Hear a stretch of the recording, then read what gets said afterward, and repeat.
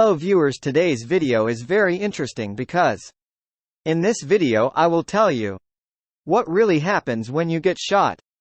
When a bullet enters your body, your flesh absorbs a great deal of the momentum the bullet was carrying. A 9mm bullet travels at a speed of about 900 miles per hour. All that momentum has to go somewhere. So the bullet transfers it to your body, causing it to expand and create a large cavity.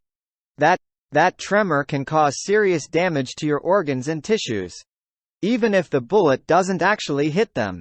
After the bullet tears into your flesh, fate rolls the dice. It's possible to survive being shot, multiple times even. But it largely comes down to the path those bullets take. A single gunshot in the arm or leg is more than enough to kill you if you're unlucky. But why?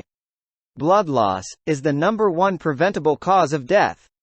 If that bullet hits a brachial artery in your arm, you're looking at massive hemorrhaging. Your muscles do have some built-in defense mechanisms to try and stop it but it's usually not enough. When you have internal blood loss caused by penetrating projectiles like bullets, they cut through arteries and veins without alerting your muscles to the danger. Sometimes an abdominal wound could cause someone to vomit up blood, known as hematemesis. But usually the bleeding happens internally.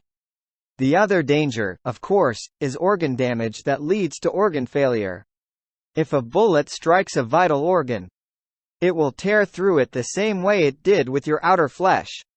Furthermore, bullets can bounce, meaning one bullet can strike multiple organs.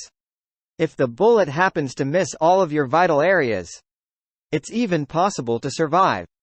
It's not about how many there are. It's about where they go. Hope you enjoyed this video.